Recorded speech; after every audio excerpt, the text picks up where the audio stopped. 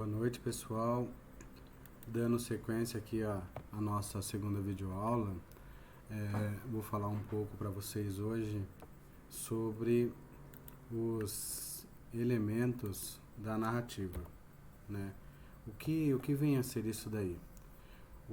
Esses elementos da narrativa, na verdade, eles são essenciais para a narração e a compreensão do texto ali que vai ser trabalhado em sala de aula, né? Não só do texto que vai ser trabalhado, mas de todo o texto em si. É por meio desses elementos que a gente consegue ter uma compreensão do todo. Seja ele um texto aí, como o nosso, que nós estamos trabalhando agora, né, que é o conto, seja uma novela, seja um romance, todos esses tipos de narração, eles vão conter esses elementos, né? O que na verdade nada mais é do que o relato, né, dos acontecimentos e das ações ali dos personagens. Então, como já tinha sido falado brevemente na outra videoaula, toda narrativa ela tem uma estrutura, ela tem uma espinha dorsal, e seja no conto, na novela, no romance, né, vai conter o que? A apresentação, né, que é aquela parte inicial, é onde se apresenta ali pro leitor, seja ele leitor, telespectador, qualquer outro tipo independente do tipo de mídia que se use, né, para apresentar essa narrativa, esse texto, esse gênero textual. Então vai conter ali a apresentação, depois o desenvolvimento, né, o desenrolar ali da história, vai ter ainda o clímax que é aquela situação que se pode dizer, o próprio nome já diz, né, que é aquela parte assim, uma das partes mais importantes ali, o que realmente aguça a curiosidade no leitor, e finalmente o desfecho. Essa é a estrutura da narrativa. Dentre essa estrutura, nós temos ali outros pontos, tá, que são conhecidos como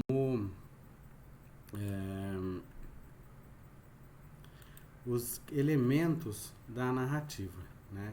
Dentre esses elementos, nós temos ali, como já foi falado, o enredo, né, que nada mais é do que o tema ou assunto da história que vai ser contada, né? Ela pode ser contada de maneira linear ou não, ela pode ser, essa questão de maneira linear, ela pode ter uma cronologia exata, ela pode ser, cronológica ou não também, né? E dentre o enredo ele tem aquilo que é chamado de enredo psicológico, que é aquele focado nos pensamentos do personagem. O que vem a ser isso daí? É de que a história também ela pode ser narrada, como falado anteriormente, de maneira cronológica, né, seguindo ali uma série de ocorrências de ações. Depois nós temos o narrador, né, também conhecido como foco narrativo, é o que representa a voz do texto. Então, dependendo do tipo de narração que existe, eles podem ser classificados em 3 tipos. Tem aquele narrador personagem, né? É aquele no qual o narrador ele participa da história, ele faz parte da trama. Ele pode vir ali como um personagem principal ou mesmo como um personagem secundário. Então, se o texto tem esse tipo de narrador, a história nós dizemos que ela é narrada em primeira pessoa, né? Tanto que pode ser uma primeira pessoa, pode ser do singular, né? Ali no caso como eu, ou a primeira pessoa do plural, nós, né? Pode-se usar também desse argumento aí para se narrar a história. Tem o narrador observador, que na verdade o próprio nome já indica, né? É aquele cara que ele não está dentro da história, mas ele conhece a história, né? Ele observou os fatos e ele está relatando os fatos. Mas assim, ó, diferente do narrador personagem, esse narrador do observador, ele não participa da história, ele não faz parte ali naquela história. E ele é conhecido como um narrador de terceira pessoa, né? E geralmente é a terceira pessoa do singular, né? Que pode ser ah, algo assim no sentido de quando ele narra na terceira pessoa do singular é somente uma pessoa falando, ou quando, né, se coloca aí uma pluralidade de narradores, né, que pode vir aí também na terceira pessoa do plural. E ainda tem, por último, aquele narrador onisciente, que é aquele também que conhece toda a história.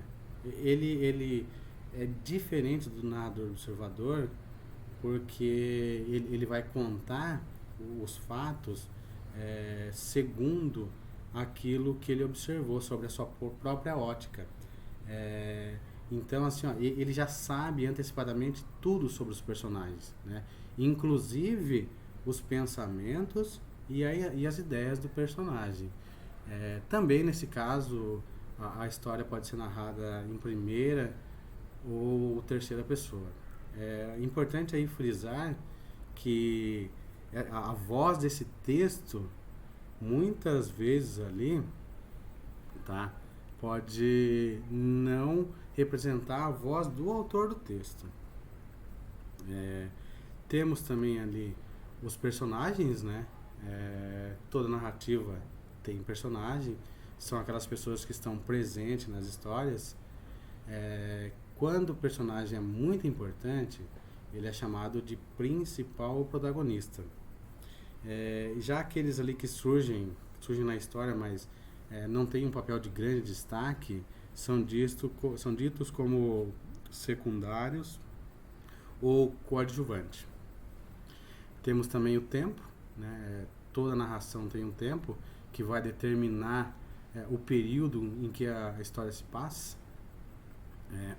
Esse tempo ele pode ser cronológico, como falado lá inicialmente, né? Quando ele vai seguir uma ordem de acontecimentos, ou pode ser psicológico, que na verdade não tem essa linearidade dos fatos, né? Inclusive que pode ser um tempo interior, aquele que vai ocorrer somente na mente dos personagens. Nesse último caso, ele acaba misturando aí passado, presente e futuro. Então, o fluxo desses pensamentos que são envolvidos aí na trama. Nesse caso aí, vocês podem notar que as expressões de tempo utilizada, elas indicam essa marcação. Por exemplo, assim, hoje, no dia seguinte, na semana passada, naquele ano. E por último aí, nós temos a questão do espaço, né? O que é que vem a ser esse espaço? O espaço da narrativa é o local onde ela acontece, onde ela se desenvolve, é o lugar físico, né? Ou mesmo psicológico, né? De onde isso acontece. No primeiro caso ali, quando nós falamos em espaço local físico, ele pode ser indicado como uma fazenda, uma cidade, uma praia, um quarto, né? Pode ser lugares fechados, pode ser lugares abertos, vilas, cidades, hospitais. Isso aí é o espaço físico. Quando a história, quando nós falamos em espaço psicológico, estamos falando no ambiente interior de cada personagem. Ou seja, assim, ó, não existe um espaço físico assim revelado, né? Portanto, nesse caso, a história ela